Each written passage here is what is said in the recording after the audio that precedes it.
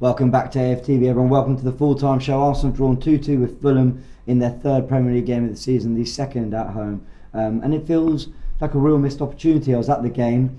It was a very exhausting game. I mean, from the way it started to everything that went on in the game, the red cards, some of the decisions, the time wasting, the highs and lows of the game. Real frustration shown towards some players, which I think is completely fair. I think I could take these off a little bit later. And ultimately, Arsenal, having then done the hard work to turn it around and then facing 10 men, couldn't see it over the line, and some really poor defending got Fulham a point. We are live here on FANZONE, which means you can all join in by just downloading the AFTV Plus app. You can come have your say and vent any frustrations or give praise and credit when it might be due, because it wasn't all bad today. There were some positives, but I think there's just going to be this undertone of frustration when it comes to just looking at how it all went. I'm here with Turkish. You've done your fan cam, Turkish. Yep. I don't know where to start, because I think the first thing to say, and kind of I think my bigger message from me is, it's not the end of the world. There are 38 Premier League games, and some aren't going to go your way, even some that you feel like you really shouldn't be dropping points. Who was it? Man City last season drew at home to Everton 1-1 and lost at home to Brentford. You know, it can happen. You can be a serious team and have days like this. I just think what's more worrying is actually what we're doing to contribute to these, if that makes sense. Yeah. Or contribute to this today, I should say. Yeah, I mean, you know what's frustrating about this one is, and I get you, it's not the end of the world, and I actually agree with that. It's not the end of the world, but as I mentioned it in my fan cam, I've seen Man City lose one league title in the last 6-7, and the way they lost that league title is Liverpool hit the ground running and they didn't look back once, and they wrapped up the season come March. But you know, essentially, obviously the COVID break, they had to wrap it up after, but everyone knew by February that Liverpool are winning this league. That's the only time I've seen City drop the ball in any title race or any Premier League season in the last 6-7. I haven't seen a team go toe-to-toe with them and do it. I haven't seen a team catch up to them and do it. So for me, a lot of my hopes off the back of last season is we hit the ground running again. And the first two games have come and gone. You watch the performances, you can see that there are some concerns there, but you can also see what he's trying to do, and you'll also have the fans that look on the ultra positive side and say, well, in the first two games we had a lot more control than I ever saw last season, which I think has just come out of some people's arse, because I don't see where this control is. And I think the proof's in the pudding that if you're so much in control with this new formation, you don't concede in 90 seconds. If you're in control, you do not concede in 90 seconds. If the whole base of this new tactic is control and having more of it, then you don't do what we've done today. But don't you think, though? So, if I look at the three games, Forest, Palace, Fulham, I think all three teams have actually done very little against us, and we've conceded 3 goals. Yeah. You know, and my frustration is, like I said, it's not the end of the world. Cool. You know, Arsenal drop points today, and they'll drop more points this season, and they'll pick up a load, and you know, we'll see where it leaves us. I just think, why do teams have to do absolutely F all to score against us? Whether it's Forest running the length of the pitch and squaring it to the only player you have to mark and it's a goal. You know, it's a set piece. You're a man up. Get everyone in the box, put your bodies in the way, and just defend it. And I watched it. Rice isn't great on it. By the way, I thought he was brilliant today. Yeah. Rice. But he's not great on that goal. Saka's not great on that goal. But you actually got a man extra. Why not put someone on the post? I thought from set pieces, generally, we've actually really looked poor since about the end of last season, probably in the last couple months. Yeah, I agree. We went on that great run, and we were praising Nicolas Jova and the work he's done on set pieces for Arsenal. And yeah, it has improved. Used to be a real weak point for us. But I don't think we don't look like we're going to score from them right now. And you know, we're looking very, very kind of poor from them as well defensively. What was the first goal? Bukayo Saka just passing back to no one. And Aaron Ramsdale scrambling. I mean, what was that footwork? I mean, it was terrible. A shocker on the goal. Yeah, it was terrible. So, Saka and Ramsdale were appalling on that goal. Let's be honest. Yeah. And it sets the team back immediately. Yeah, definitely. Listen, Saka, we'll talk about his part to play in it first. 100%. there were some technical issues, so we missed the actual first goal when it went in live. So I only saw on my phone that we had conceded. But when I've actually seen what happened, and a lot of potential reasons as to why we've conceded again so early, it was, I heard overconfidence, I heard complacency, and these types of words, phrases, and I just don't get it, because we haven't won anything. That overconfidence and complacency is not acceptable at Manchester City, who have won it all. So I'm not, people saying or giving that as a reason as to why we've conceded early again. I'm not having it. Why is it that away from home we are so sound? We have by far the best record away from home in terms of clean sheets and being resolute when looked at from the start of last season. 11 clean sheets, 4 more than our nearest rivals, Man City, in second. And I think Fulham's got 7 as well, actually. Why is it so different at the Emirates? So Saka, when I watched it, it does look like there was a bit of complacency in that pass. It does look like it was the first 60 to 90 seconds of the game. But why? Why? You need to be switched on from the get-go. And if any team knows you need to be switched on from the get-go, surely it's the team that have conceded in the first 90 seconds in 2 of the last 8 games at the Emirates. It's now 3 of the last 9. So I hope Arteta, and I expect, and I think Arteta will be as angry as I am about that. And I expect him to get onto them again about that, because overconfidence once, complacency once, you might be able to, move on from it. But 3 in the last 9 games at home, we are conceding in the first 90 seconds. Not only that, I haven't mentioned the teams we've conceded to: Fulham, Southampton and Bournemouth. I know, crap. It's not good enough. And then you look at Ramsdale. I mean, a lot was made of Raya coming in this summer. Why? Ramsdale's helped us so much. Yes, he has. When I talk about Arteta's top signings, I always mention Ramsdale. But at the same time, to win leagues against this Manchester City, against this Pep Guardiola, the fine margins are integral. They cannot swing against your favour. They need to swing in your favour. And we brought Raya in to provide more competition for Ramsdale. And a few games in, that's unacceptable from Aaron. I know Saka is the first point of contact, first point of call for that goal, 100%. But what are you doing, my guy? Because making mistakes, we're all human. Saka's a human, Ramsdale's a human, we're all human. But for 2 players back to back to make such silly mistakes, one in Saka being, a bit too laid back with his pass back, and 2 with Ramsdale maybe being too far off his line when he didn't need to be. His footwork not being the greatest running back. He looked like a fish out of water when he was running back to it, and he got beaten at his near post. So that is unacceptable. There is no excuse for it, and I'm not hearing any reasons for it. That needs to stop. 3 times in the last 9 games at the Emirates, please. And going into this season, going into last season, I said, let's win 5 out of the first 5, go to OT, and let's see what we're about. It didn't work out, but the rest of the season, panned quite well until the end. This season, I said 4 wins out of 4, including the Man United at the Emirates. Go into international break and, assess what we need to assess, even if it's looking at the new tactical lineup and how we move forward with the ball. But get the 4 wins out of the first 4 games. Get a clean sheet at home. Get 3 clean sheets. We should be getting clean sheets against Forest and Fulham. I even think we should get a clean sheet against Man United. Will we? Probably not. Yeah, I think you've touched on so much that I agree with. Let's start on that point about conceding earlier. Okay, cool, we've said it. Saka and Ramsdale were poor. Saka scores his penalty and Ramsdale makes a big save at the end. So it's not to say that they didn't do anything good in the game, but it sets a really bad tone. And, I think, do you know the conceding early thing, that does annoy me, obviously. I just wish we were harder to score against. You see what I said about... And we can be when we drop into a shape, when we're actually focused and organised. I think at the Emirates, teams have to do so little. So, I mentioned Man City dropping points to Everton and Brentford last season.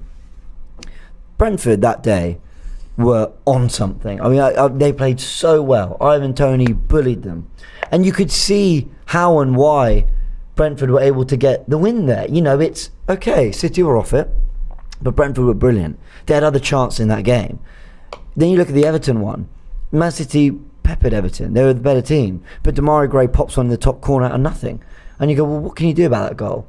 Every goal we concede, I sit there thinking, is that it? Is that all it took?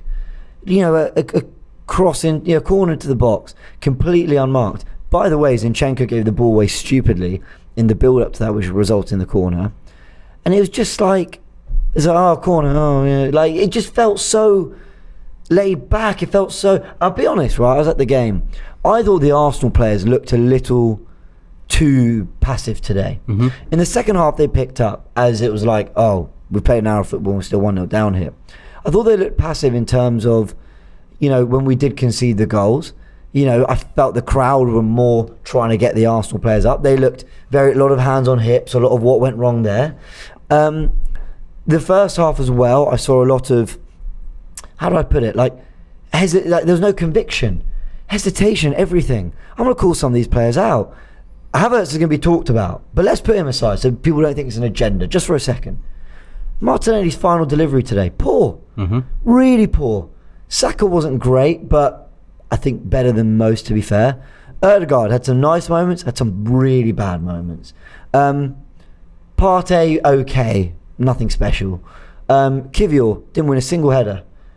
Actually, I thought he was appalling in the air. On the ball, yeah, he looked neat, he looked tidy, he defended on the ground well, but we weren't winning any of our headers. They kept targeting Kivior and he was losing them all. Who else was in there? Trossard, nothing. Did nothing up top. I was so happy to have him back. There's a super chat, which we'll get to, asking if I was happy with Trossard over Eddie. Eddie was sublime today. His hold-up play, his link-up, his movement, his pacing beyond, and that finish. That's not an easy one because you kind of see it late. Yeah. It is put on a play, That's nice. But it's a really good finish. And then Kai Havertz. And you're the nice one out of the two here, so try to pull something out the bag. Cause I thought he was brilliant. I'm sure you did. He was appalling.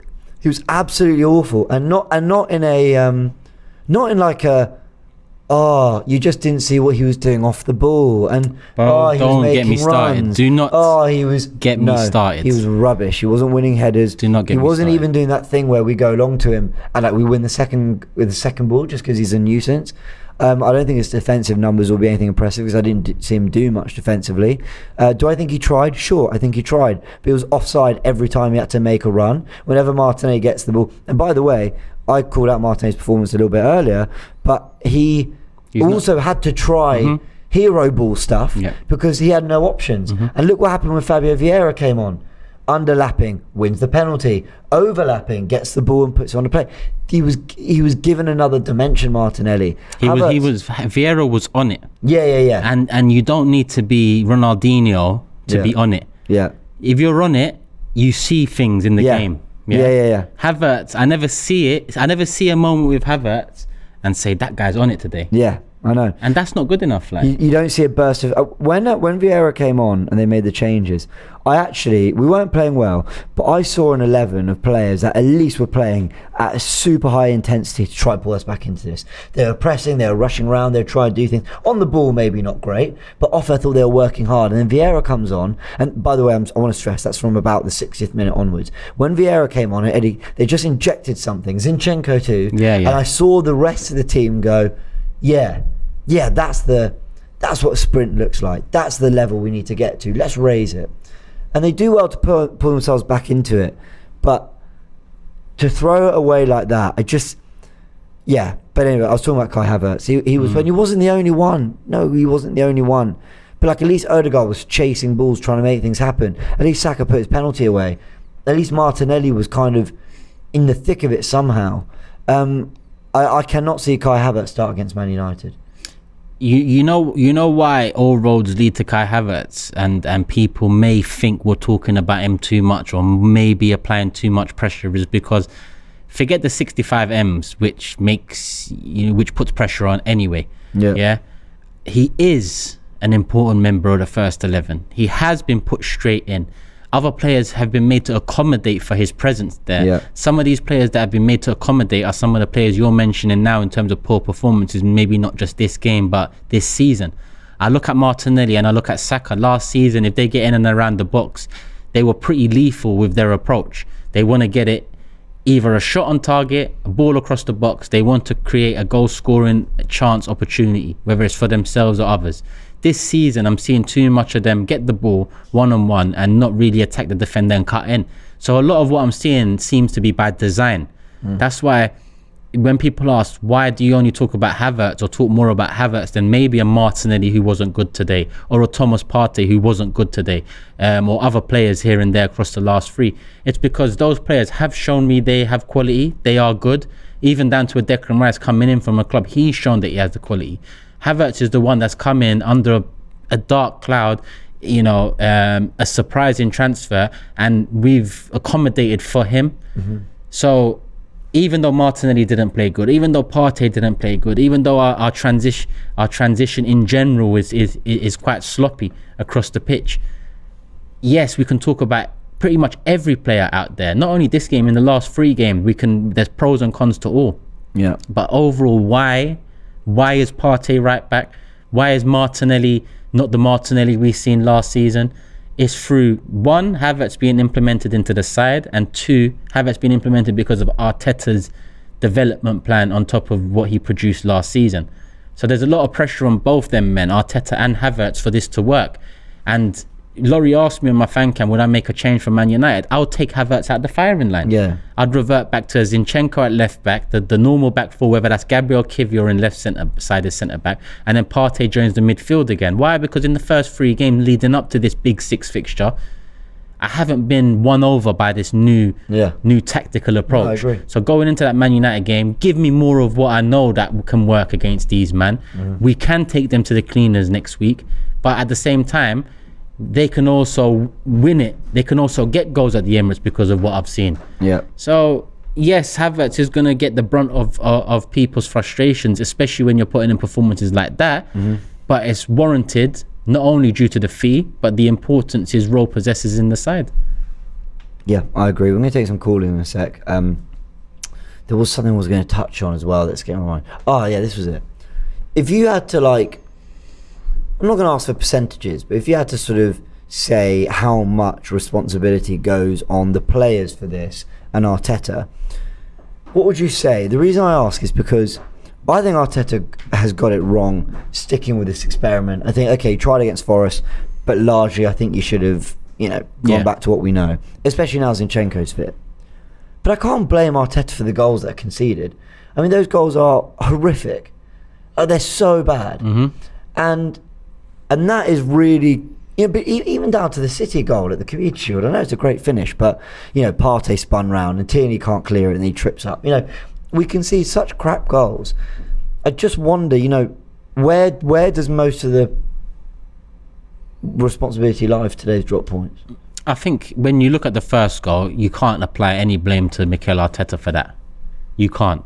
You can wonder why it's the 3rd time in 9 games at the Emirates, and you can hope that this is now something that it's not about needs addressing, it needs to stop. And that's where you might look at Arteta to make that change, and potentially if it continues moving forward, then yes, a lot more of the blame share goes towards him. Yeah.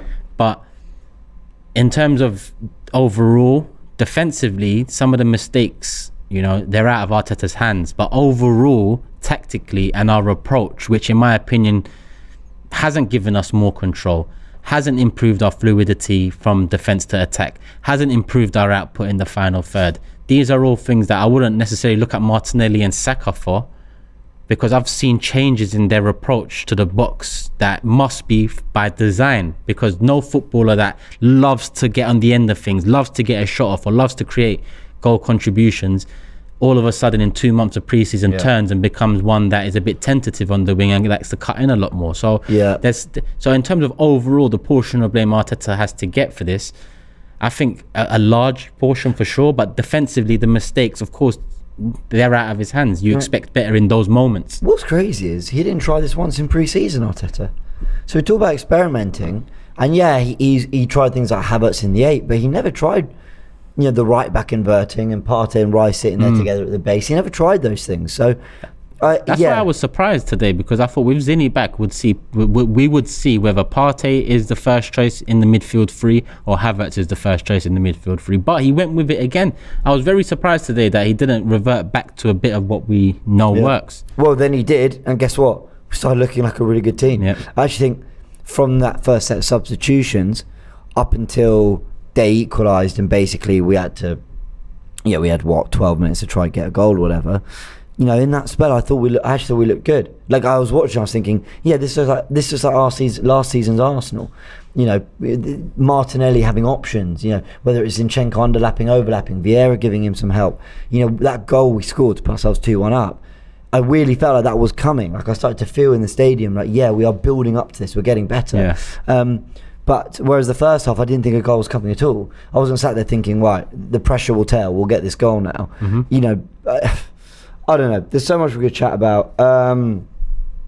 Someone's saying that, you know, why did he bring on Jorginho? We should have brought on Gabriel. I kind of understood that because we needed to get a little bit more of some discipline in midfield. Problem is we end up conceding so quickly. That was a freak goal, caught cold, and miss-hit shot somehow finds the net. But that's from Gemini. But that's worse. This is the Pereira goal. That's worse. That, you know, he got it wrong basically. I'm not sure he did. I actually think he kind of meant it. The Pereira finish. I think he sees Ramsdale scrambling and just goes. It looked because he's a technically gifted player. Yeah. I mean, and he went early because he sees Ramsdale scrambling. Whether he meant it to go near post the way it did or not, that's another question. But he meant it to be on target and go in, and it did. So you can say he meant it. Yeah, we've got lots of super chats coming in, everyone. Sorry, let me just gather them all. And then we're going to take your calls on fans. I know you're all waiting to chat. Let's get... Wow, there's loads of super chats. Okay, let's start going through them. We'll do some of them, and then we'll get the rest of your comments and super chats as well. And we'll chat to you all live on fans. Anything you want to chat about, just download the AFTV Plus app and you can come join us. Ash says, much bigger than formation / personnel. We keep giving home goals away early. We keep badly managing games. Happening for 6 months. This has to stop. Yeah, we did touch on that, didn't we? Ibol says, Havertz shouldn't be starting. Arteta got this wrong. We all agree with that. PT says, no mentality improvement from last year. 100% Arteta's fault. Wenger era weakness all over again. We cannot disrespect lower teams and expect to get away with it. Arteta needs to check his ego. Do you think Arteta's... Do you think if the mentality isn't right, that's on Arteta or the players? Bit of both. Yeah. Bit of both. Remember I said, I mean, I don't know if you, I think it was to you. Do you remember I said that last season might not be the final form of what Arteta wants to do? Yeah. Yeah? Do you remember I said that? Yeah. And it's obviously wasn't the final form. Yeah. That's why, you know, when people mention ego and you know, stubbornness, listen, there's a certain amount of ego and stubbornness to any great manager. You know, that's part of why they're a great manager. But at the same time, ego and stubbornness has held back potentially great managers or managers with potential. So that's where we're at right now. Mm-hmm. That's why this Man United one, in my opinion, is a big one to see whether that stubbornness and that ego remains and it costs us. Or is there a bit of openness to that ego and you know, he knows that, listen, there's an international break coming up, change it up, go get the 3 points, and essentially 10 from 12 isn't the best, but it's far from the worst. Lumpri says, James, still Trossard up front over Eddie? No, I this was the super chat I was talking about earlier. No, I think Eddie did really, really well. I thought, but it's also... Just skip that, man, because I'm tired of people that are, like, come on. What's his name? Lumpri. Like, come on, bro. Like, at the end of the day, last season in February, when Trossard comes in at the centre forward position, you don't ask that question. Someone could have asked you that question. Yep. Oh, still Eddie over Trossard. Now today, Trossard starts, has a poor game, and trust me, I'll be the first to admit that was probably his poorest game in an Arsenal shirt. Yeah, and him getting taken off, no arguments. It could have been many players, but he's one of them. Yeah, I'm not absolving him of that. But to come and ask a question like that off the back of one game, like we haven't seen other things in the past, come on, like, don't be silly. Yeah, completely agree. Abdullah says, I like that Arteta is giving us plan B and C and making us more dynamic, but now time to go back to plan A. Don't panic, learn, no better motivation than Man United.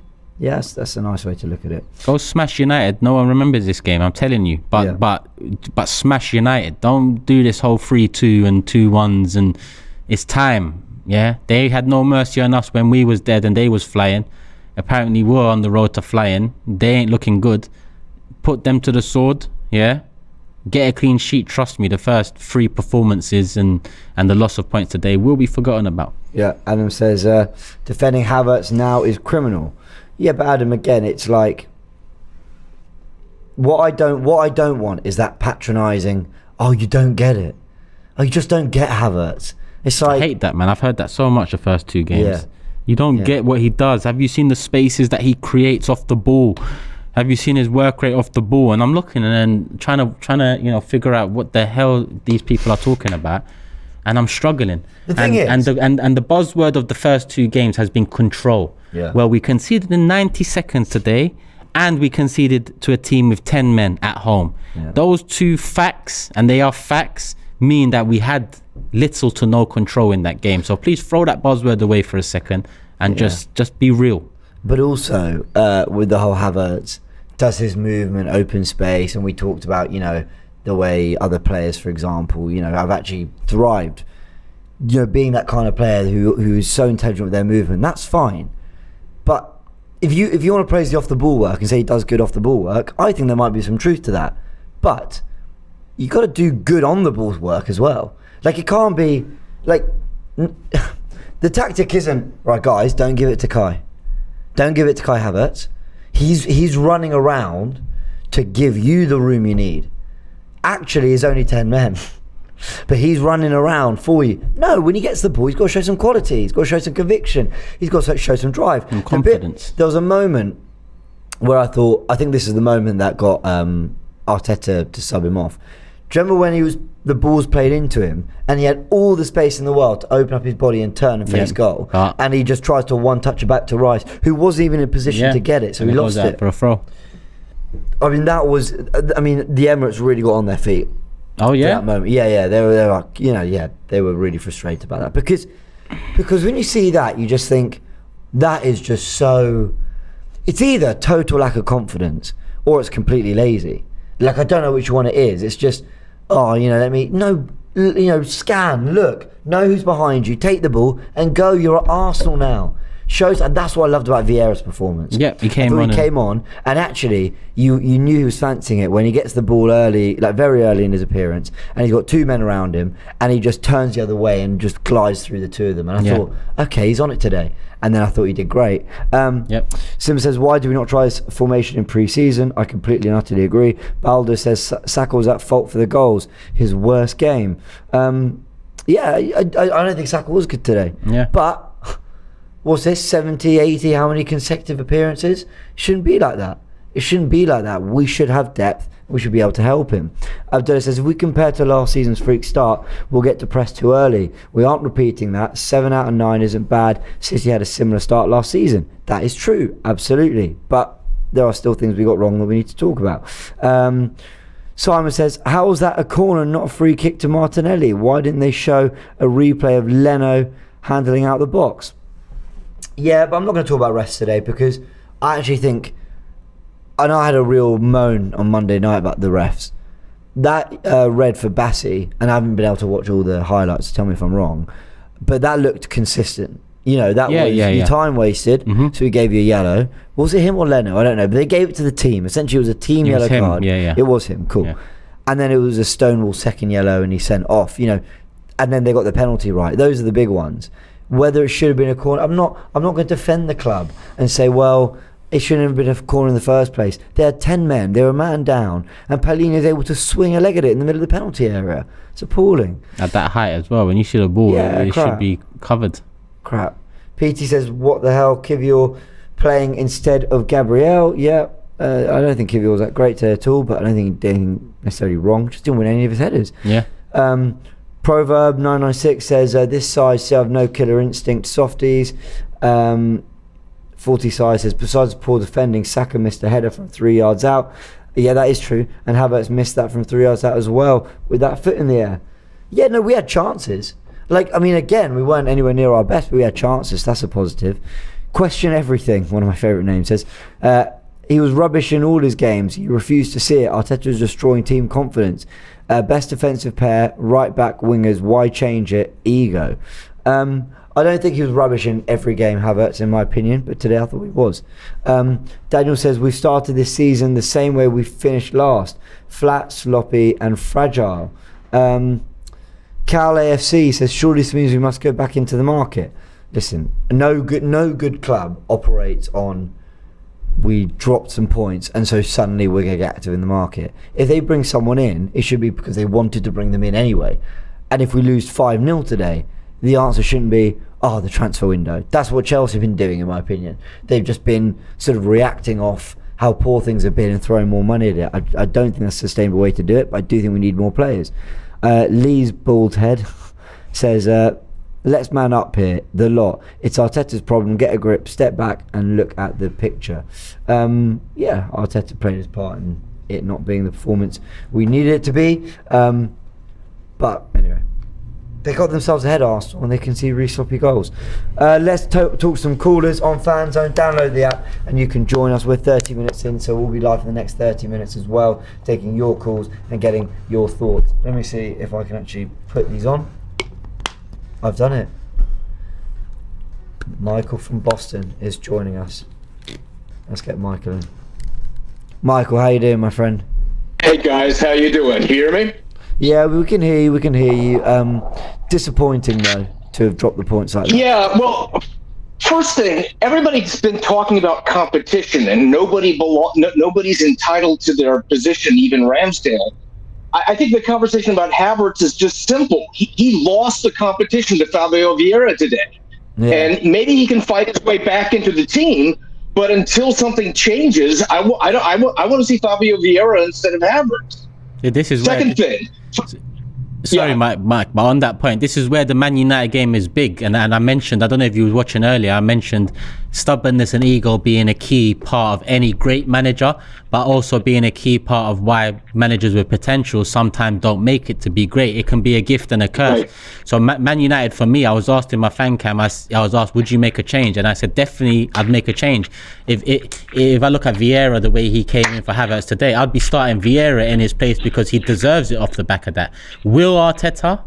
I can't lie, Mike. I wouldn't be surprised if we go in again with Havertz in the 8, and I think that will speak volumes in terms of the confidence Arteta has in this approach, either being the key to his success and becoming great at Arsenal, or being the key to what could have been. Well, on that, I disagree with you about the first goal not being Arteta's fault. I think it partly is. Because when you play that system where Partey immediately vacates the right side as soon as we get possession, it's no accident that Pereira has all that empty space ahead of him once we make a mistake. And I feel like that playing Partey at this sort of false 8 position where he's not really a right back signals the kind of overconfidence and complacency that seeps into the rest of the team. That when we're playing in the Premier League, we need a solid back 4. We can't use the back line as like a storage space for an extra midfielder.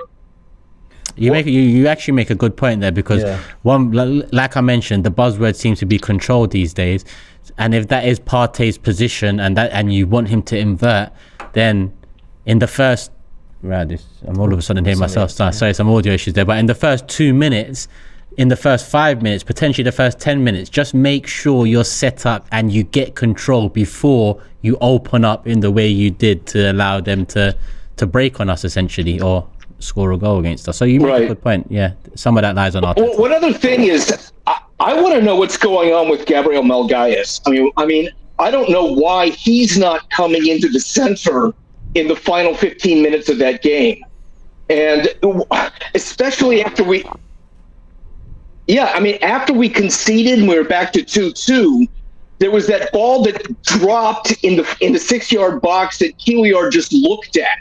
And I felt like if Gabriel had been in the box, he would have given us that extra offensive anticipation that explained why he scored so many goals, especially in late situations last season. I mean, we don't just lose out on Gabriel defensively, but he gives us something going forward when we've got those set pieces at the end of the game. I actually agree with that. What did you make of both of you, and James, you first, when Arteta said Gabriel knows why he's not playing? I think that was quite bold for him to say, because usually Arteta's quiet when he wants to be, and he knows how to manage the crowd in terms of journalists. He's quite good at that. That was quite, to me, it came across like it's either tactically he isn't at the level for what I'm trying to do now, or his head is kind of elsewhere at the moment. Yeah. What did you make of it? I think it was, I think it was Arteta saying, because I've only read his quotes. I'd love to hear how it came out of his mouth, but I think it was like I've told him tactically this is what I need, and so that's why he's not in it. Was there anything in pre-season that suggests because Gabriel played pre-season? Yeah, he did. Yeah. So I don't know, and he didn't do this in the Emirates Cup either. No. Or in the Community Shield. So it's really come out of nowhere. Well, I just want to know. I mean, when he disciplined Aubameyang, he said why he was doing it and what he was doing a couple seasons ago. And if something disciplinary is going on with Gabriel, I'd rather know it rather than guess at what Arteta is getting wrong in defensive tactics.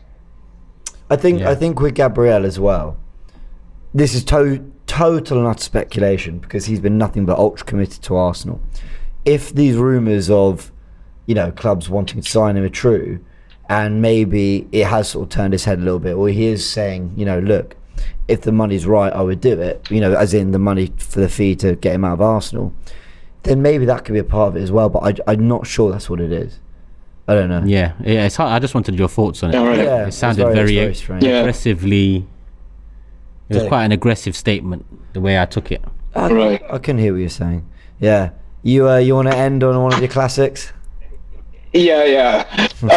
'Twas pride, which out of daily fortune ever taints a happy man, whether defective judgment to fail in the disposing of those chances which he was heretofore lord of. Where do you get these from? You just do word search in digital Shakespeare and it comes up, Fair enough. Always a pleasure. All right, have a good one, guys. Always a pleasure, man. Thank you. Right, who's our next caller? We're just hearing now. Oh, we had someone and they disappeared. Cool, we'll get the next one. Javi's joining us. Let's get Hey, Javi. Frustrated? Yeah, very much so. But Turkish, good to see you again, bro. Yes. I haven't seen you or spoken with you since NYC, so I hope you're doing well. I hope the family's well. All good, bro. All good. Love, man. Likewise. Yeah. But yeah, man, very frustrated. This is just unacceptable. People might say that it's an overreaction or perhaps it's too early to get upset. But Turkish, you spoke about it perfectly. Winning this league against City, it requires almost perfection.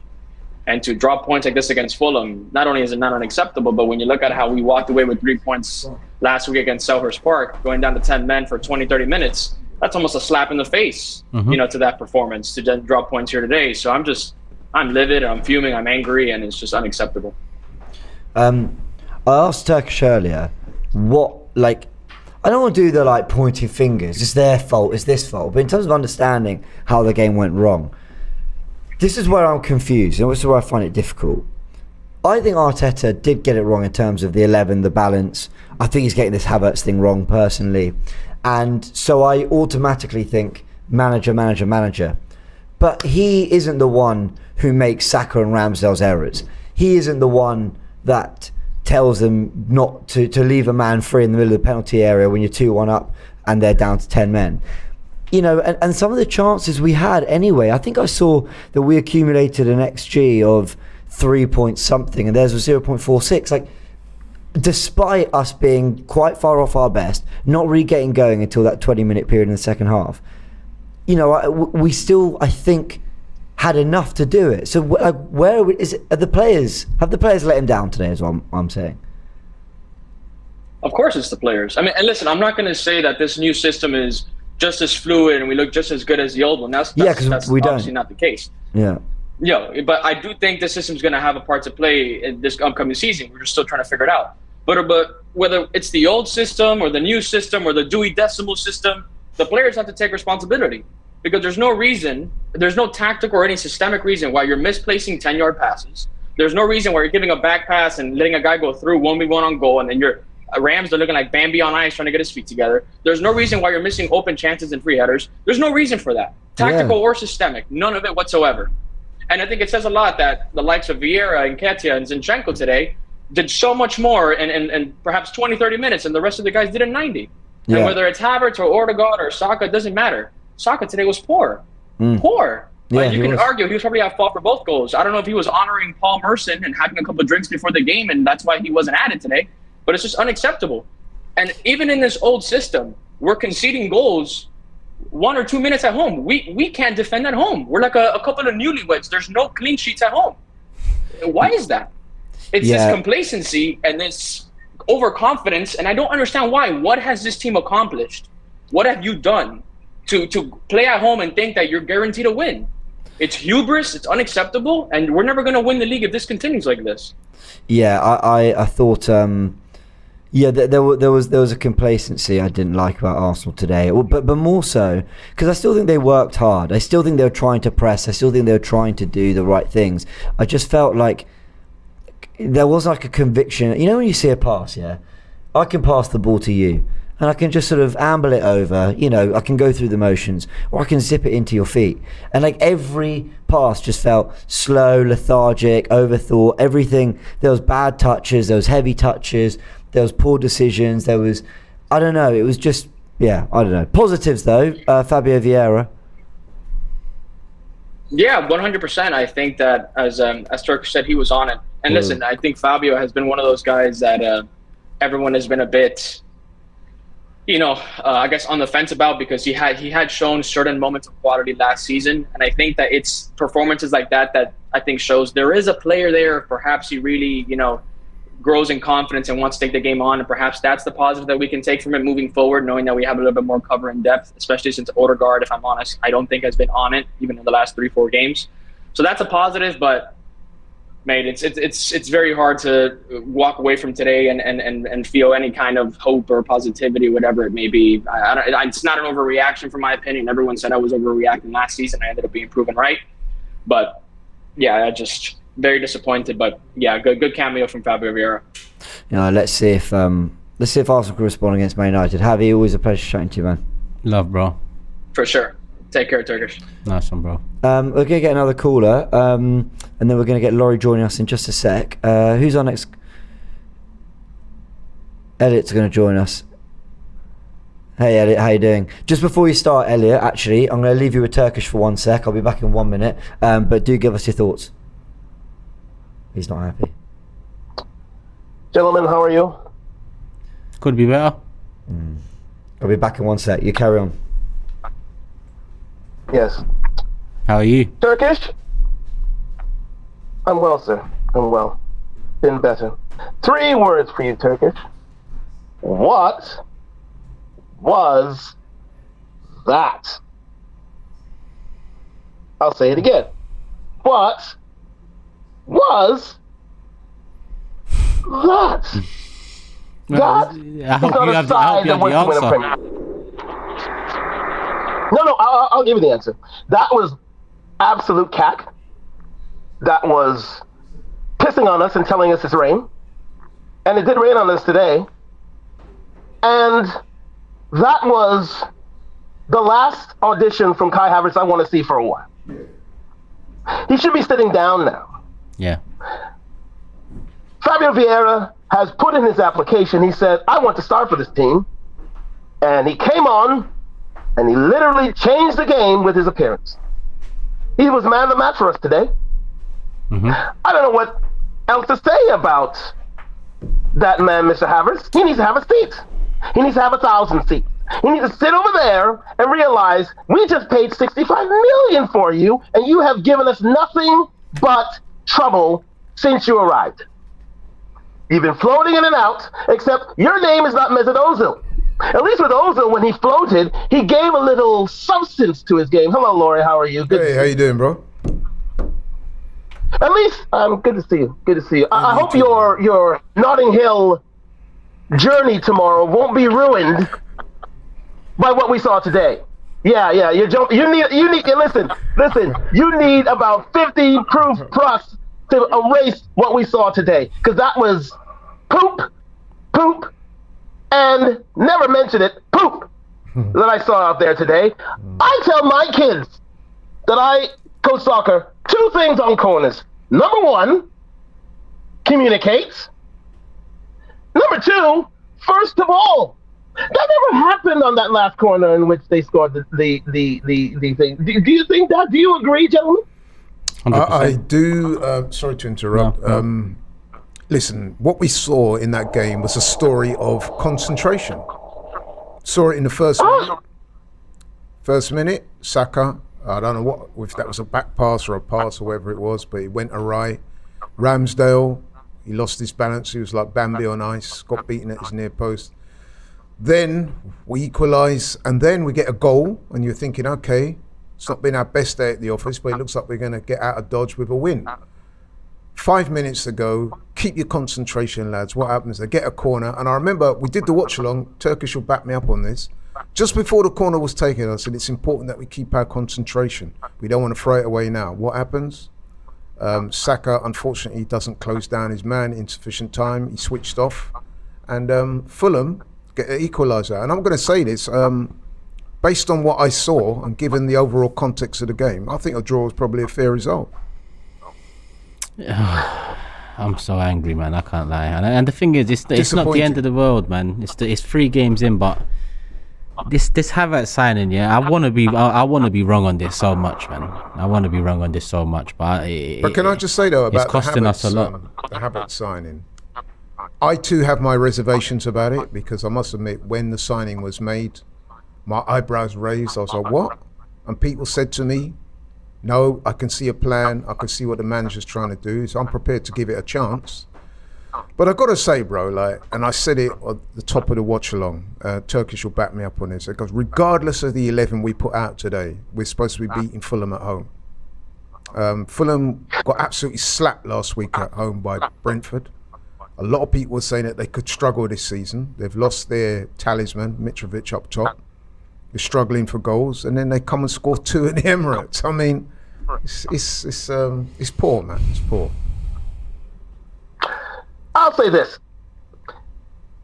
For every point we drop, the chances are we have to beat City in order to get those points back.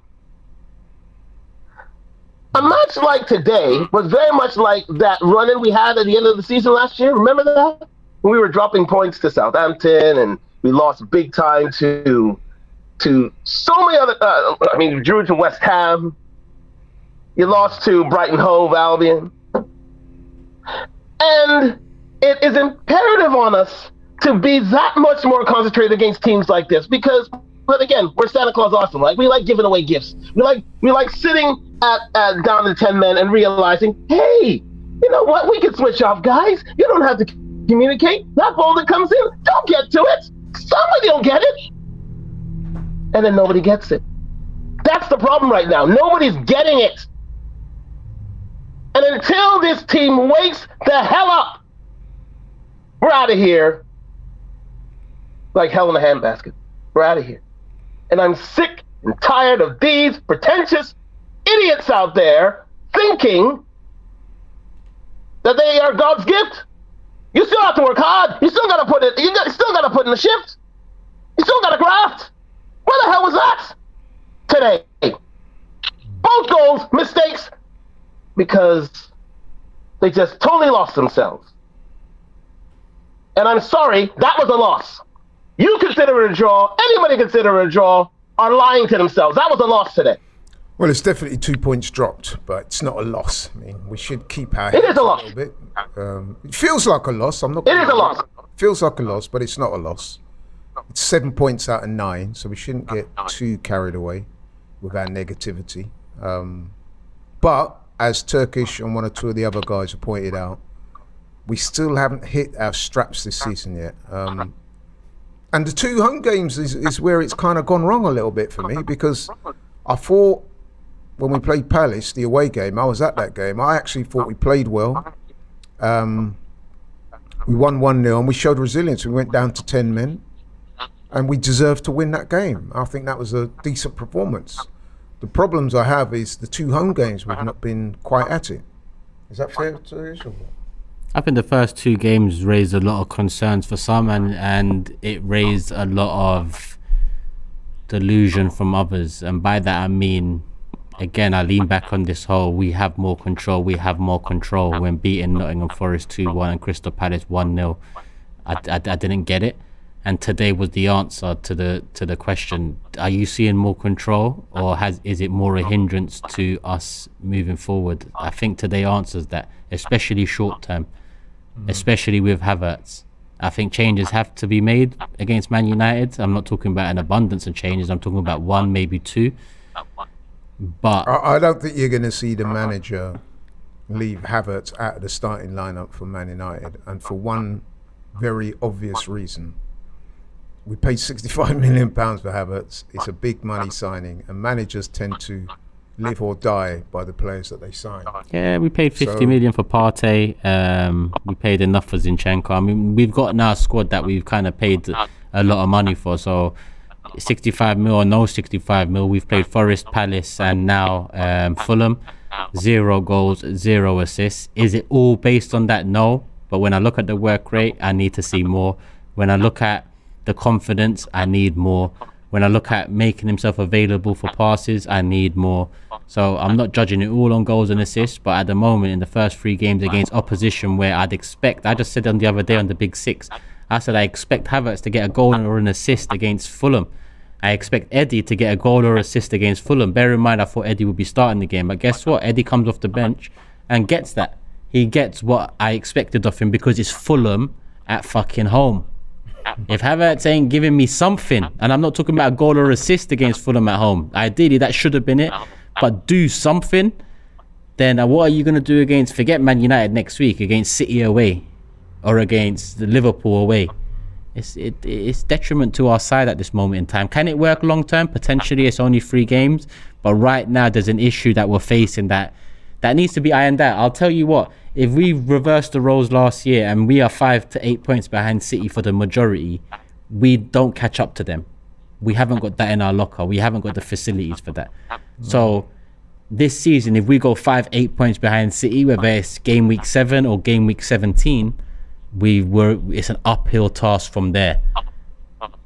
So yeah, that's my feelings on it. Although I do think you said it yourself, it's only 3 games. Yeah. You got a guy that's trying to bed into a team playing a different style of football.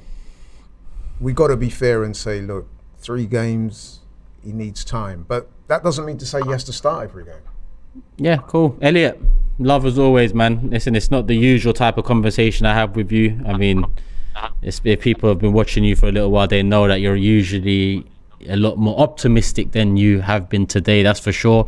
But you know me, I completely understand why you're thinking along the lines you're thinking of. Elliot, gone? Oh, he's gone. One last thing. Gone. One last thing, gone. Oh, I'm here. Yeah. One last thing. Give Havertz time. Okay, fine, but give him time off the bench. But you know what? You give Havertz time, but time's ticking. All right? Time's ticking. Get a move on. We're paying you $65 million. You're a professional, for Christ's sake. Get your ass in gear. I want to see Vieira on next week. Pretty much doubt it. But time's ticking, Havertz. Let's go. Let's go. Elliot, we'll catch up again soon, hopefully under better circumstances next week. Man United, love, my bro, love. We have had a couple super chats in. We have got callers waiting, and James is going to rotate in for me because I'm about to leave. But yeah, I mean, who have we got next, production? Just waiting, people. Arsenal for life. So we don't have a name, but we've got a username, Arsenal for life. Are you there? Oh, it's Ryan, man. Ryan. All right, what are you saying, my bro? Big up Laura in Turkish. Can you hear me? Yeah, we can hear you. Yeah. Big up me, but I'm bouncing, Ryan. So James is gonna come in. So big him up as well when he gets here. Ryan, love, man. Big up, love. James. Yeah, but I can't lie to you, Laurie, man. I'm fuming. Yeah, it wasn't a great day. It wasn't. A great... Do you think that we were a touch complacent? I think complacency was an understatement. I think the first 20 to 25 minutes, I didn't understand the shape of our team. I didn't understand what Arteta was trying to implement with the back line into the midfield and the attacking front line. I'm trying my hardest to understand what Mikel Arteta is doing with this system, but with Kai Havertz, let's just call a spade and call it as black and white as it is. Laurie and James, it is not working right now. No, it's not. I agree. I'm trying to see. I'm seeing why Arteta's trying to put him in, because he's feeling that he's got the pressure on his back.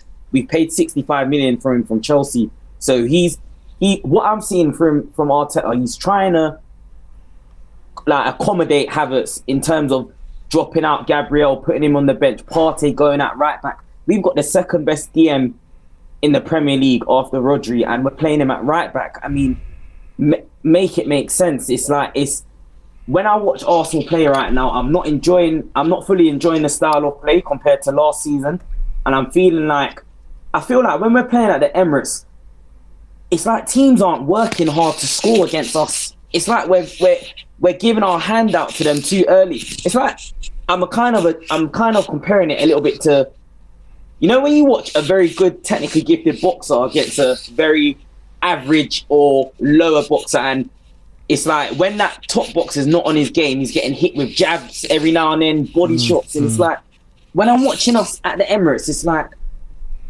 Declan Rice feels a little bit lost in the middle of the park, because I thought he played well today, though. I was watching today's game. He played all right for me today, but I was watching certain spells within the first half, and it's like he's looking left and right, and he's giving instructions to Odegaard in order to like go out to the right, create an outlay on the right to him when he's playing on the left, and it's like it's not fluid in the middle of the park. One thing I would say though, with the second half, Zinchenko made a massive difference when he came on. I thought Fabio Vieira had a good game today. I think even Fabio Vieira looks better than Havertz right now.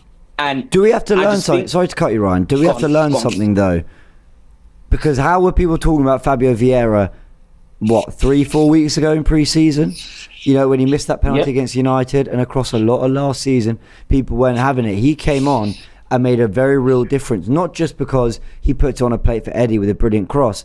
Everything I liked about him. He pressed really well. He was carrying the ball. He had to carry the ball. He was playing with a real like there was a zip to his play. Like he was trying to, you know, actually show some urgency. He was overlapping. He was underlapping. He wins the penalty for us. I mean, basically, he also had that shot, which if that goes right, that's one of the goals. If we come out with 3 points today, it's because of Fabio Vieira. I really believe, and Eddie Nketiah, the two of them had a massive impact. So do we have to learn something from that? And listen, I'm not liking what I'm seeing from Kai Havertz, really. Even in the other two games, I tried to understand, and I'm not seeing enough for me personally.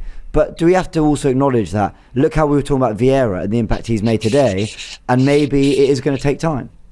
I think that's a very good point, James. To be honest, I was going to come on to that point. Now, I think Mikel Arteta I feel like he has to take Havertz out of the firing line a little bit, and looking at the way how we managed with Fabio Vieira last season, when all the fans were getting on his back and giving him a bit of stick in the Emirates in certain games last season. I think I remember the Everton game when he came on.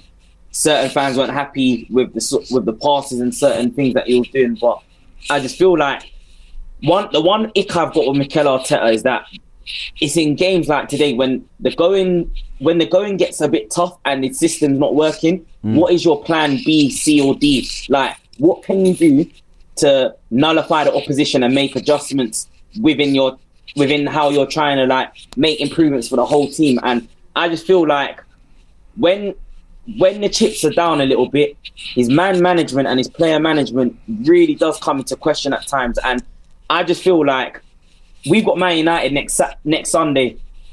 For me, if we keep continuing to play this system, it's gonna cost us points with the way how we're playing, because I just feel like nothing's fluid at the moment, James. And Martinelli, the one thing with our fullbacks, we've not got natural. When Ben White's playing on the right and then we've got Zinchenko playing as our fullbacks, I'm fine with it. I'm happy with that. But Kyrgios on that left back position today, he's not a natural left back that's going to overlap on Martinelli or underlap on Martinelli. So as soon as Declan Rice pings the ball out to Martinelli, when he cuts inside, he's looking for the overlap on his wing. And if he can't see that on that side, he's naturally going to come inside and then play the ball into Odegaard. And there's nothing unpredictable on that left that Martinelli's going to do of what he usually does. And then I just feel like when Zinchenko and Vieira came on, you had the channels being hit, underlapping, overlapping, giving him help. It was wicked when they came on, 100%. But I just feel like Trossard didn't have a good game today. I'll be honest, Saka didn't have the greatest of games today. That first goal that we conceded as well, I think it was a balance between both Saka and Ramsdale.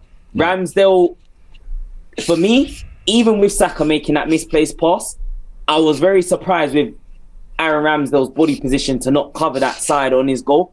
Do you think Raya comes in next week? No. You know what? It wouldn't surprise me, Laurie, you know? He's got to come in at some point. Yeah. You know, a lot of people are saying that they wait for the first bad or indifferent game that Ramsdale has, and Raya I think Arteta's waiting on that moment. Yeah. Good. Wow. And just a question I got for you two, actually. I'm quite worried with Gabriel, you know? I've not got there yet. Have you? It's got shades of Kieran Tierney for me.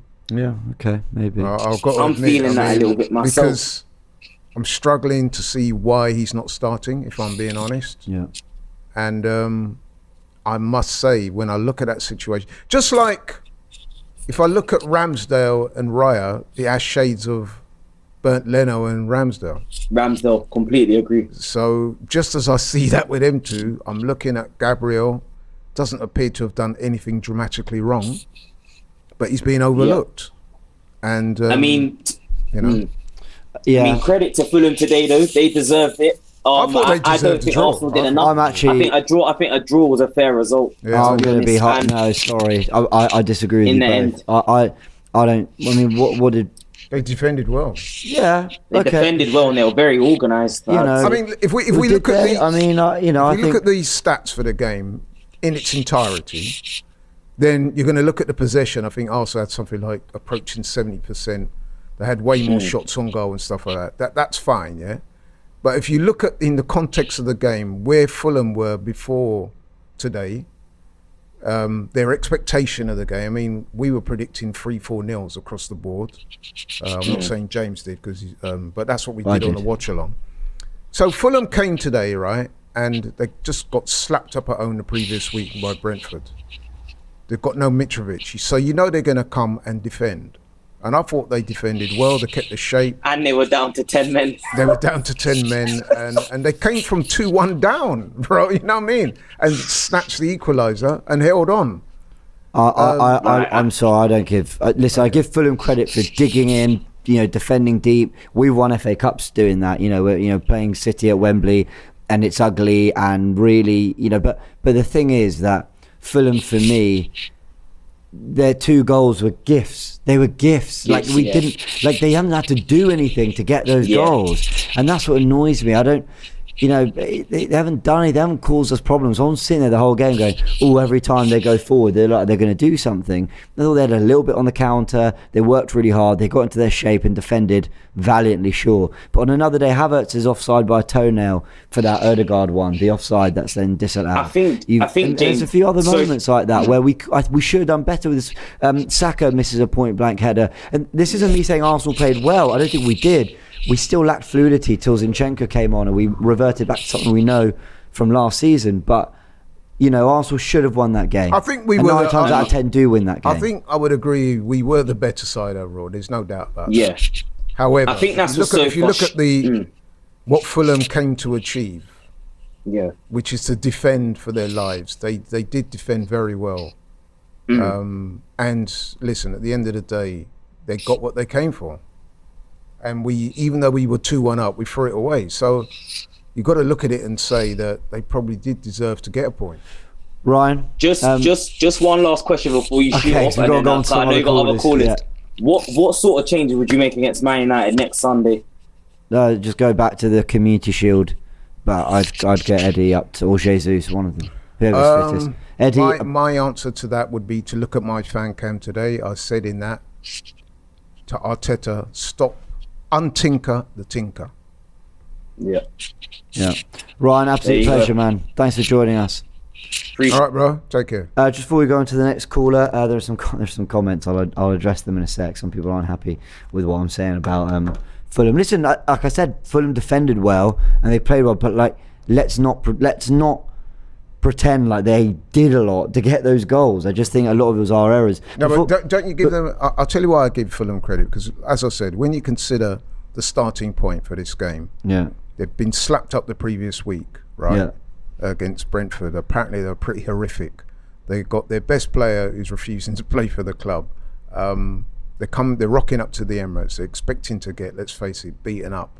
They turn up. Absolute credit for that. Okay, we gifted them the goal, but then they kept us out for a long time. Absolutely. They defended manfully. They kept their shape, and then even when we go a goal in front, they still managed to come back and get a goal. And then even then, when we put the pressure on them, and that was our best spell when Vieira and Eddie and that lot come on, and they somehow saw it out to the end. Yeah, very true. And they could have won at the end. By the way, just want to say earlier in the show, apologies if anyone was offended by a comment made regarding Paul Merson. Just wanted to get that out there. I'm sure it was intended in... Those views do not reflect AFTV.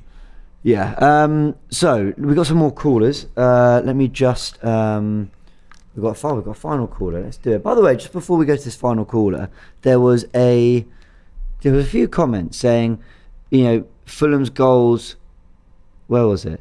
Yeah, from Oluwapel says Fulham's goals were gifts, but Arsenal's goals weren't gifts. Interesting. Like, they give away the penalty, so that's a bit of a gift.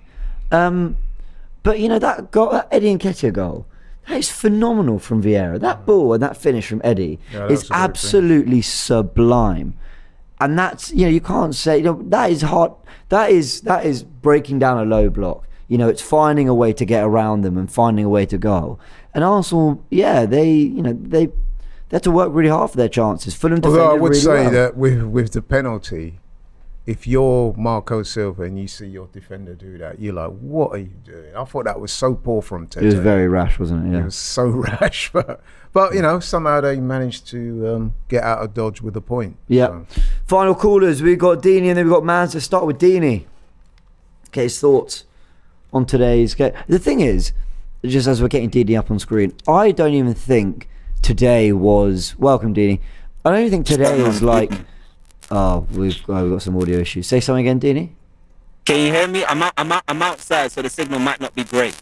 It's just very robotic, but it was worse a second ago, so maybe it'll fix itself. The one thing I was going to say is I didn't think today was like disastrous. I'm not drastically changing how I feel about this Arsenal team and their chances this season based on today.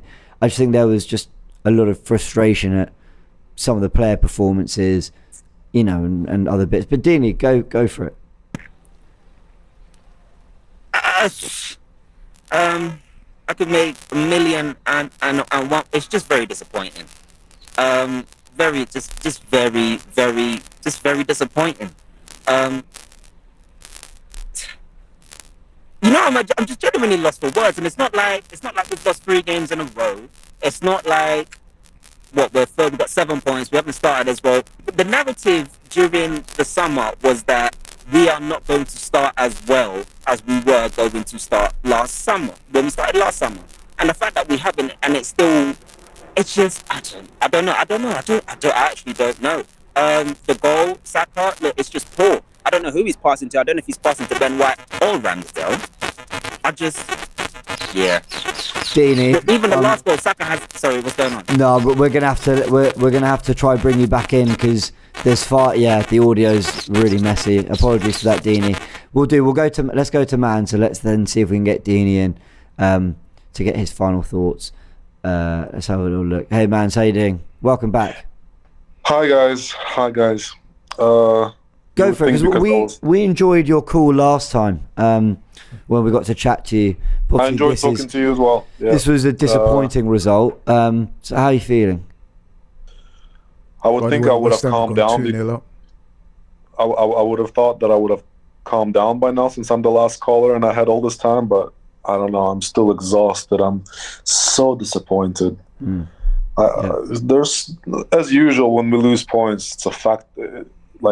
It's a bunch of reasons. It's not all just one reason. I think I'm more disappointed because unlike most of other fans, the first 2 games, the way I've seen them is we actually look like a big side because we weren't at our best against Nottingham. I don't think we were at our best, but we still got 3 points. And I think we were roughly in control until maybe the last 10 minutes when they scored, but they haven't done much. Then the same against Crystal Palace. We've scored. I don't think we've conceded, apart from that Edouard header like at the end. I don't think we've conceded too many chances. We've looked in control. You know, we've looked like a big side. And today, shades of Southampton last season, shades of West Ham last season, it all just came back to me, and I'm like, I must be delusional if I think we're going to win the title. I said I think we would, and I still think we will, because I genuinely believe the squad is there. I said we would as well, yeah. But it's do you know? It's like I think Arteta is the chef we need, and I think he's got all the ingredients to make exactly what we wanted to make. But at the moment, he's messing around with these ingredients. He's leaving something in the oven too long. He's burning this. And it's not all on Arteta. Like, the players today, forget tactics and systems, should have had enough, and did, because they went 2-1 up. I just think there's too much tinkering and tweaking. I forgave it against Forest, but I didn't want to see it at Palace, and I didn't want to see it today. I wanted to see Zinchenko back, and I just think that the players as well, you know, it doesn't matter if, I mean, Steve Bruce, if Steve Bruce is your manager, you know, you can't, whoever it is, you can't be blaming them. You can't be blaming them for, you know, Ramsdale and Saka on that first goal, and then not marking anyone. It's five-a-side stuff. Mark your man, get in the way of shots. I agree with you, James. I agree with you, but at the same, I'm on the crossroads with Arteta, to be honest. I really am. In what way? I just see a manager that seems to be more obsessed with proving a point to himself and to the fans with this Havertz signing rather than getting the result. Because Havertz, and I really want to back him on that, and I don't want to go down that road because everybody's doing the same, and I hate to do what other people do in general. But you can't help it, can you? He slows down our game. He doesn't bring... I was saying the entire summer, do everything to keep Xhaka. Everything. Give him a new contract. Wow. Try to convince him for one more year. Because not only was he a leader on the pitch, especially that last season, he was a leader off the pitch. He was giving us ability on and off the pitch. And the balance in the team just looked so great. And I was just so surprised they were willing to sell a midfielder that, you know, because a lot of the links, the transition between the defense and the attack goes through the midfield, obviously. And losing somebody like Xhaka, I just felt we lost balance. But that's fine, you know, players come and go. But to replace him with Kai Havertz, 65 million. Shocking. I'm not seeing it at the moment. For 65 million, the amount of players we could have bought, I hope he's not thinking about starting him against Man United. I want to echo what Laurie said. Managers live and die through these decisions. He's going to die on that Havertz road if he starts him against Man United and continues to start him. Fabio Vieira, by the way, and I've been saying to people, and I've been getting slated online, is a good player. Give him time. He did not get his he didn't get his time last season. People were already crossing him off. People were already like scrapping him off the team as if he's a bad player. He's not a bad player. I've actually had the chance to watch him at Porto a few times. He's a very good player. He adds more balance to this team than Kai Havertz. And I think today, I was so happy today when he came on, when he came into the game, and he's shown us that's the only good thing about the game. Him coming in and changing the game the way he did.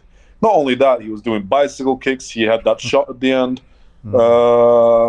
It's interesting, isn't it, that you had two players, Eddie and Fabio Vieira, two, let's face it, much maligned players previously, who have come on and shown what they can do. So sometimes, as one door, I wouldn't say closes for Havertz, but, you know, you get a negative... The whole door's closed today. But another door opens because all of a sudden, you're looking at Fabio Vieira and thinking, you know what, there's a player there, which is something that we said for a while. There's definitely a player there. His final ball is very impressive, but we even saw shades of that last season. We saw shades of that. That's what I was saying. Cross is sublime. And I must admit as well, I'm going to big up myself here because I've been saying for a while that Eddie should lead the line in the absence of Jesus. Do big up yourself, because I agree. Trossard, no disrespect, but he occupied that position today, and unfortunately, he didn't do as well in that role as Eddie's done. So That's where I'm slightly guilty because I was actually backing Trossard. I was too. I was completely wrong. Eddie did way more. I was completely wrong about Eddie. Yeah, I was wrong about Eddie. But it's one game as well. Last season. It is but he's done well last game. He's done well the first game. I mean, in terms of Trossard being a shambles and Eddie being like right now. Oh no, if Trossard, I have nothing to say bad against Trossard because that's probably the first game where he's not really performed. Yeah, I agree. Since he's come to Arsenal, I'm pretty sure that's the first game he's not performed. Yeah, I think I think we all pretty much agree that Trossard, in terms of his technical ability, is above Eddie. But I think what Eddie does, and it's such an important attribute to have, especially when you're playing teams like Fulham, you need to have somebody that's going to occupy the defenders, can hold the ball up. There was one instance when Eddie came on, I was actually screaming at you, see, he held the ball up and he allowed not just one but two other players to come into the game. That was something that Trossard, unfortunately for him, was unable to do today. But listen, I love the way Eddie Nketiah backs into his defenders as well. He's very good at that. I've never noticed it before. I've seen him going. I've seen him turning his back into a defender, and ultimately he brought another defender on. Onto him. So there's a lot of space behind. I don't know. There were some positives. Of course, we didn't lose. You know, there were some positives from today, and I think if I'm to, as I like to say, scrape the bottom of the barrel for positives, it's maybe Arteta will take a lot from how bad we were that first hour to how improved we were in the 20 to 30 minutes after, that hopefully make him go, we need to get Zinchenko back in here, we need to get Gabriel back in here. But see, that's where I got my doubts, to be honest, because if he was to take that, he should have taken it from Southampton last season, he should have taken it from West Ham last season, and it's just the same mistakes. Do you know what? Today I was watching that corner from the right hand side and I was actually petrified. Because that's the side where we conceded against Southampton from a corner. We conceded from the different side from Bournemouth, and I thought these mistakes would be eliminated. Yeah. And it's just such a silly goal to concede. It does my head in, to be honest. Three very similar games. Early goal, and then a set piece. In all three, Southampton, Bournemouth, Fulham. Early goal conceded, and then later in the game a set piece. I am fuming at Ramsdale. I don't think to be honest, at this point, I would consider dropping Ramsdale. I would start Raya against Man United 100%. I suggested that might happen next week, you know. I'm not sure it'll come this early. But let's see. Hope it happens. I hope it happens because how many more mistakes? I wasn't a huge fan of Ramsdale in the first place. I know most people are. He's a good goalkeeper. He's not a world-class goalkeeper like some people say. He's got a better distribution than Leno. Which is why we probably chose him and all that. But in terms of shot stopping, in terms of mistakes, he does way too many mistakes for a goalkeeper, way too many. And I think it's time now. I'm very interested to see that starting lineup next week because it would not surprise me if Raya starts next week. If Havertz starts. But could I just say as well that I do agree with what James is saying. So it wasn't a good day at the office for us today. But we do have to take things in context because, you know, this is the Premier League. We're constantly reminded how competitive it is. I mean, let's take Brighton, for example. 2 4-1 wins. Everyone's talking about Brighton as a possible. Losing now. Yeah, losing 3-0 at home to West Ham. Oh, 3-0? 3-0. That's what I'm saying. It was 1-0 2 minutes ago. Yeah, it's now 3-0 to West Ham. Yeah. So, and it's, you know, after 70 minutes. Yeah, but I can forgive Brighton losing their best players all the time whilst we're investing. But nevertheless, not many people would have saw that today. 3-0 at home to West Ham. Yeah, that's a very good point. Yeah, Man United were losing 2-0 to Nottingham as well. I think just scraped it just about. They relied on a penalty to beat Forest. Yeah, listen, we were never going to win the first 9 games out of 10 like we did last season. But it's just, if we were going to lose points, I was just hoping it wasn't going to be that way. But I suppose there's never a good mentioned that 9 out of 10. It was the defeat at Man United, so we can still do better than that start, you know. So, you know, let's I hope so. Let's just hope we can build and learn from this. We've got 2 tough games coming up. That's true.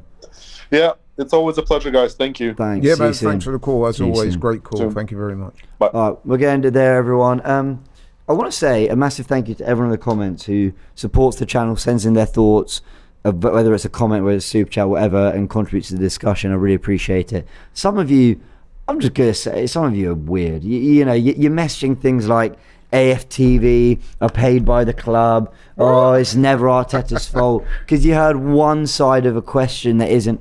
Seriously, guys, and let's just like. But I don't think, to be fair though, certainly in the fan cams that I did today, a lot of people are critical of Arteta. They're saying quite openly, and I said it myself. And I like to see myself as quite a balanced person when it comes to things like this.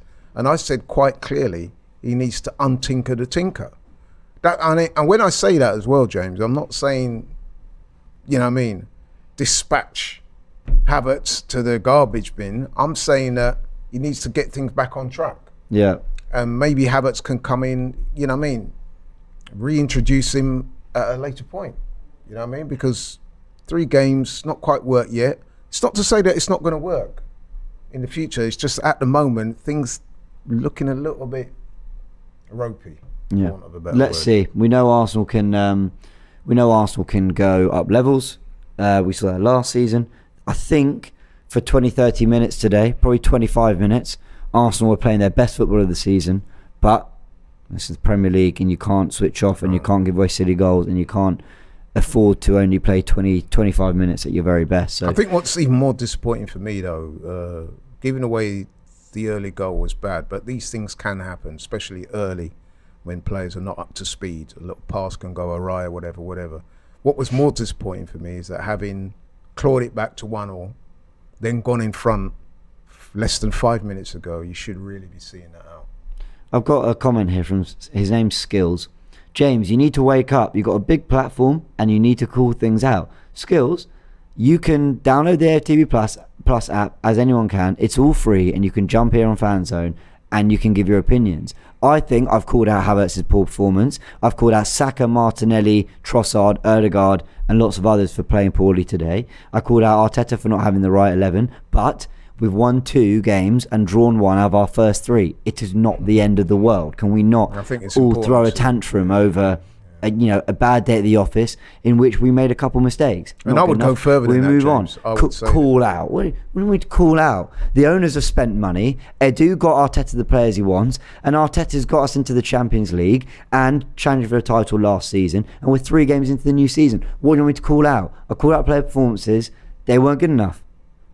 Let's move on. And I think, to be fair to Arteta, oh my word, and this is where I have a problem with the players, is that regardless of who he chose today, we should be beating Fulham at home. It's as simple as that. Yeah, so exactly. That's why I asked about the players so much. We can throw shade at the lineup and the rest of it, but come on, man. Like, it's Fulham at home. We should really be beating them. We didn't. But as James said, it's an indifferent performance, indifferent result. Yeah. But the beauty of football is that come this time next week, we're looking forward to another game against Man United. And if we beat Man United, I'm pretty sure that all those guys that are naysayers today will become, you know what I mean? Agree. Everyone, fans again. Big thanks for joining us. Thank you to everyone who's called in as well. We've been live for an hour and 23 minutes. So go hit the like button. Go subscribe to AFTV. All the fan cams are coming out. A disappointing day today. Not the result we wanted. But we'll be back next week to try and put it right against Man United. See you in a bit.